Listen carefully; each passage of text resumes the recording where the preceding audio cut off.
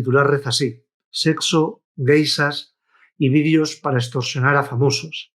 Así funcionaba la secta con la que se relaciona a Plácido Domingo.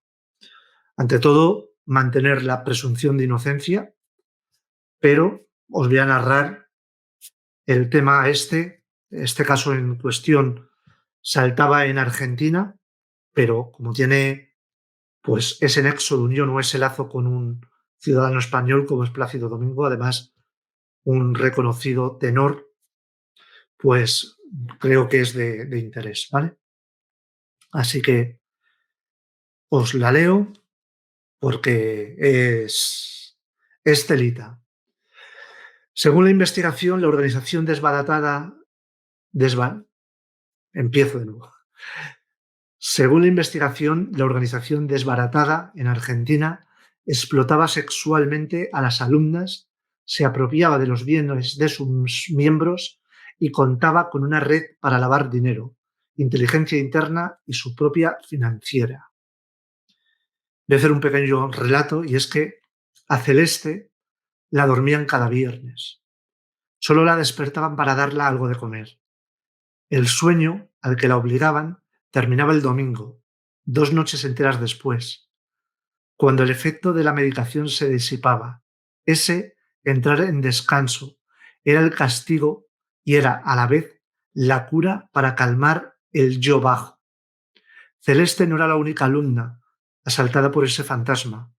Esos yoes bajos hacían que los integrantes de la Escuela de Yoga de Buenos Aires preguntaran de más, quisieran visitar a su familia biológica o se negaran a participar en algunas de las actividades que ofrecía la organización.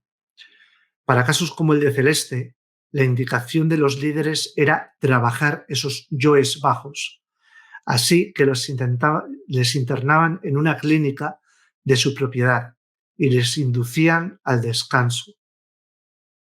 Hay fotos de la clínica de medicina integral Abastos y en las fotos hay esto: jeringas, jeringas, jeringas, blisters, blisters y blisters, y una pizarra que a mano alzado dice: Celeste, F1, 10 del 4 del 22.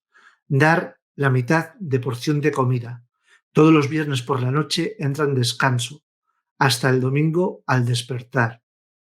Es posible que la Escuela de Yoga de Buenos Aires, EIMA, jamás se haya hecho un saludo al sol o cantado un mantra. Es posible que el nombre yoga haya sido utilizado como palanca o para convocar a personas que, en la década de los 90, encontraron en esa práctica un estilo de vida contracultural. De lo que no hay duda es que la secta desmantelada hace poco más de una semana operó 30 años ininterrumpidos en distintas sedes de Buenos Aires. La justicia deberá probar su extensión internacional en ciudades de los Estados Unidos, Chicago, Las Vegas o Nueva York. La secta ofrecía mucho más que clases de filosofía, lugar de pertenencia y encuentro social. La fidelidad a EIVA garantizaba la reencarnación eterna a través de la evolución espiritual, con una condición: despojarse de lo material. El cuerpo, claro, también era considerado materia. Para los investigadores, EIVA era una organización que buscaba captar gente con el único objetivo de obtener beneficio económico. Los líderes se enriquecían a costa de los bienes de los aspirantes, dinero, propiedades o joyas, u obtenían rédito mediante fiestas sexuales, es decir, cobraban a personas que solicitaban encuentros con alumnas de la escuela. Los líderes crearon en 3 décadas lazos con el poder, sobre todo con empresarios extranjeros, y se dice exfuncionarios públicos argentinos y famosos de escala internacional, como Plácido Domingo. De esa manera consiguieron un encubrimiento prolongado. No solo había dinero de por medio, había inteligencia interna y los investigadores sospechan que gran parte del material secuestrado, vídeos, imágenes y cámaras de seguridad, eran para extorsionar a los clientes o miembros, porque en la escuela se filmaba todo. Hubo más de 20 allanamientos y hay, por lo pronto, 21 detenidos y 8 prófugos. La imputación es por trata de personas, reducción a servidumbre, lavado de activos y ejercicio ilegal de la medicina, entre otros delitos. El expediente, al que tuvo acceso el diario argentino, el diario AR, indica que al menos 7 mujeres eran explotadas sexualmente y que fueron integradas a la comunidad por sus familias siendo niñas o adolescentes. EIVA es un exceso, un desborde, la acumulación. Hay miles de VHS, tantos que la justicia necesitaría una legión de visualizadores para comprobar uno por uno. Hay un edificio al que llamaban museo y en cuyo último piso, el noveno, operaba un lugar de las cintas. Hay ficheros con nombres de clientes, un catálogo de su patrimonio y sus gustos sexuales. Hay geishas y ghostbusters. Hay alias y jerarquías. Hay monedas de oros, roles certificados, $1.000.000 y 3 millones de pesos argentinos secuestrados. Hay escalas y niveles. Dentro de esas escalas, familias y subfamilias. Hay disciplinamiento y premios, vibradores, preservativos y 6 meses de escuchas telefónicas. Hay 2 inmobiliarias abiertas solo para blanquear las propiedades y un banquito. Hay donaciones hechas en vidas y familiares que reclaman sucesiones. Hay cajones, cajones y cajones llenos de lencería erótica. Hay papeles, muchos papeles con datos. Hay fotos pegadas en álbumes anchos. Hay terabytes de información en ordenadores y teléfonos. Hay personas que abandonaron la vida pública. Captaban nuevos miembros en la sede principal de EIVA, el museo, ubicado en la calle Estado de Israel al 4457 en Buenos Aires, con sesiones de coaching filosófico, liderazgo o cursos de felicidad personal. Calculan que 179 personas formaban parte de la escuela. La organización era piramidal.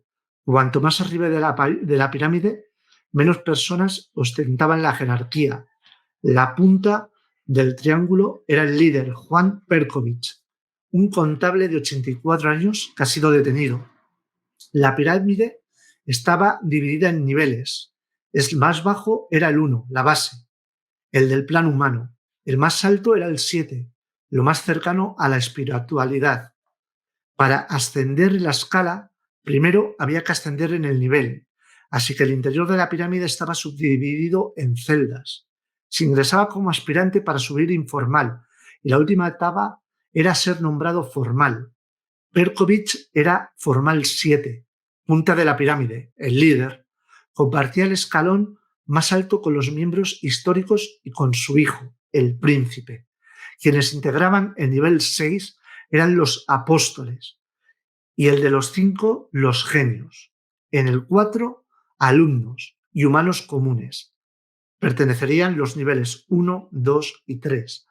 Llegar al último peldaño implicaba una competencia ardua e interna que se mezclaba con devoción, obediencia y el sobre, un aporte desde $200 a 10.000.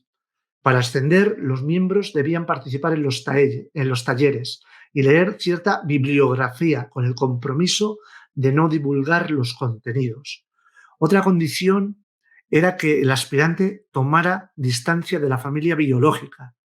Dice el expediente que le ofrecían mudarse a un piso de la organización y que en el caso de una visita a la familia biológica el acercamiento era monitoreado por los líderes de la organización. Aun cuando el aspirante estuviese apegado al proceso, la decisión final era de Perkovich. Él castigaba con cura de sueño o premiaba con monedas de oro. Los encuentros sexuales no solo eran una de las formas de financiamiento de la organización, sino una forma de sanación para los integrantes. El sexo, uno a uno, con personas ajenas a la organización, o las orgías, servían para controlar el yo bajo de los miembros de la escuela esa sensación que podía mandarlos a un sueño de ficción en la clínica.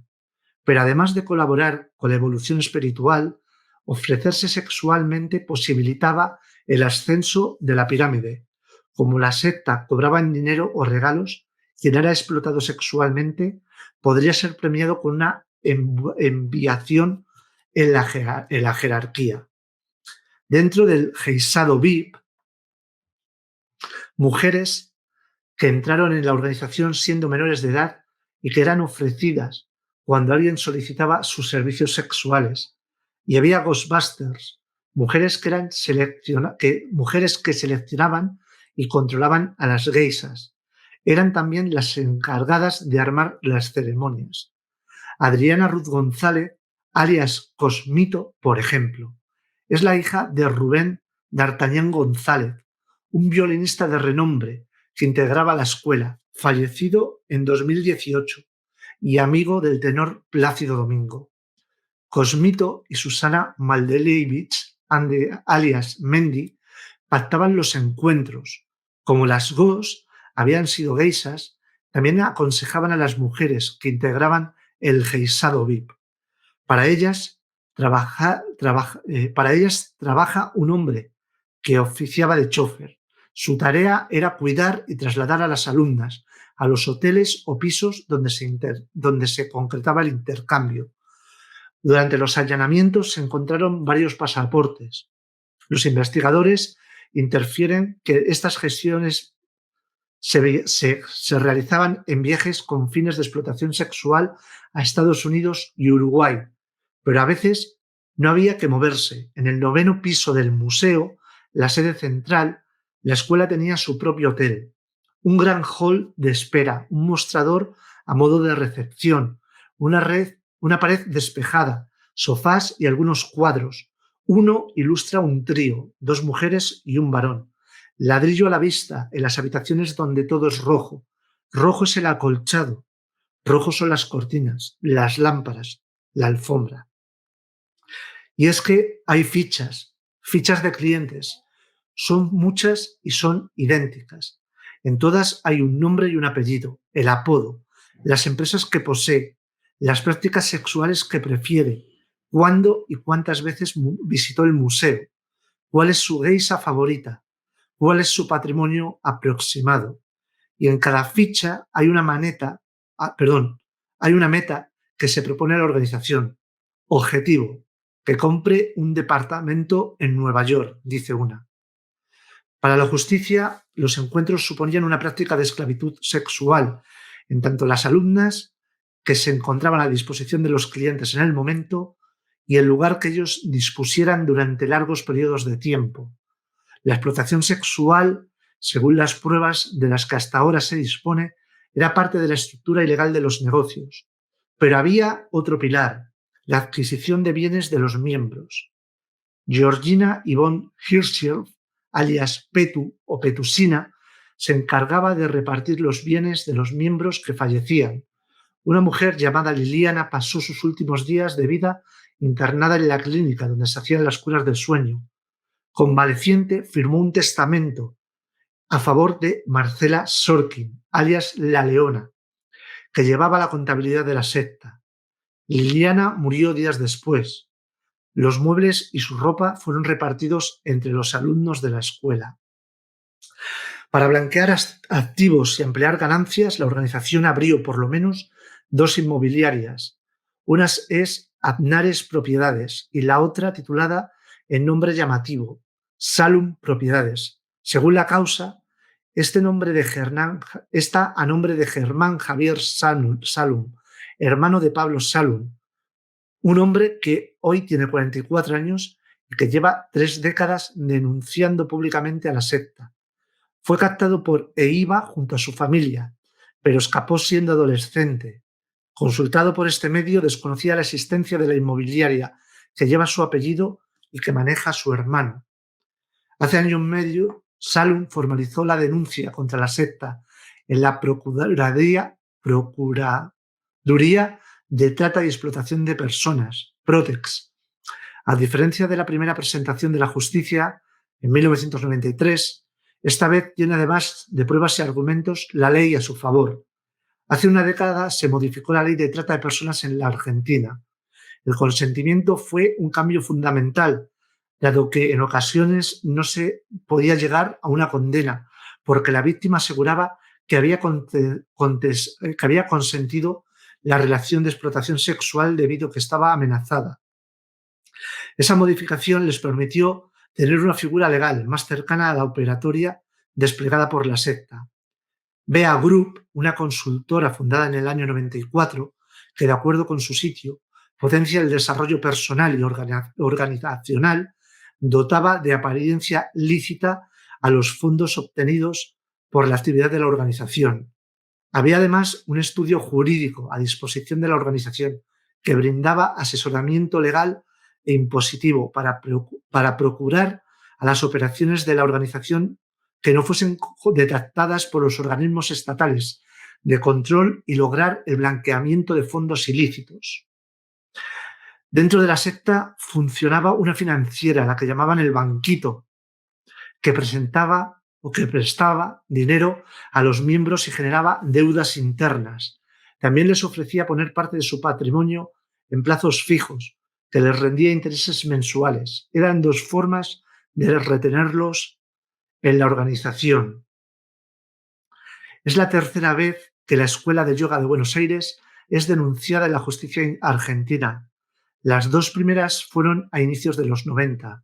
Una la hizo Pablo Salum, la otra Rodolfo Sommariva, el padre de una mujer de entonces 20 años que quería entrar en el grupo. Rodolfo se oponía y su hija terminó denunciándolo por violación para entrar en la escuela.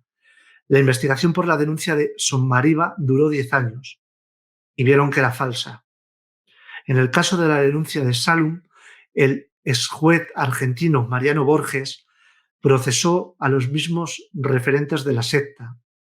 Esta semana, en declaraciones a Radio con Voz, Borges dijo que en ese entonces el gran problema es que se denunciaba corrupción de mayores y si bien había un artículo en el Código Penal de entonces que hablaba de corrupción sexual de mayores, era infinitamente más complicado probarlo.